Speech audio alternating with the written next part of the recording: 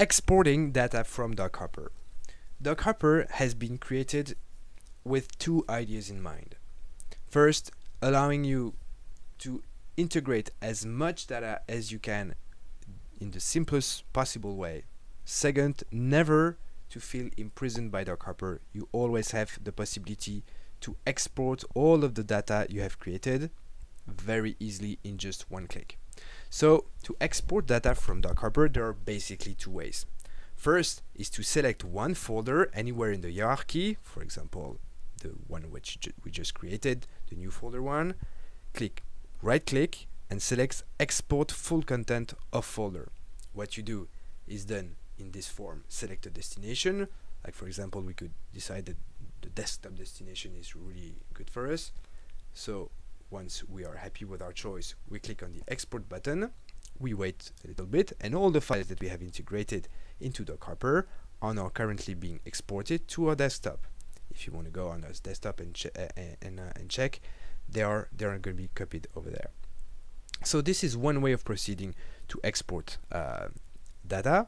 The second way is when you want to export the full content of the database, in which case you are going to click on the File tab here and choose Export Full Dockhopper Content, which is basically going to lead you to exactly the same form as previously. You select a destination, you export. We are not going to do it this time because there are 83,754 documents in the database, adding up to more than 3 or 4 gigabytes.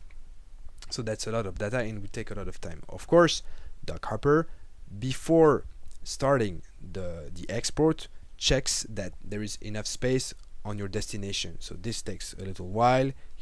Dockhopper computes the total space, disk space required, and then checks that there is enough space on the destination, and then the export takes place, and in a few minutes you have on your hard drive or any USB key or any external hard drive reconstituted the full hierarchy of your Dockhopper database. And there we are. Just a last word. The kind of export that is allowed to the different members depends on their access type. For example, here the login under which I'm connected is DNP has a full access member. That means that this member is allowed to export whichever document folder he or she wants, and export the full content of Dockhopper. If I were not a full access member, but let's say an entirely passive member, the only thing that I would be allowed to do would be to pick one specific document in the grid, right click and select from that destination export. I would then pick a destination, click on the export button, and I would thus have only the right to export documents one by one to the desktop.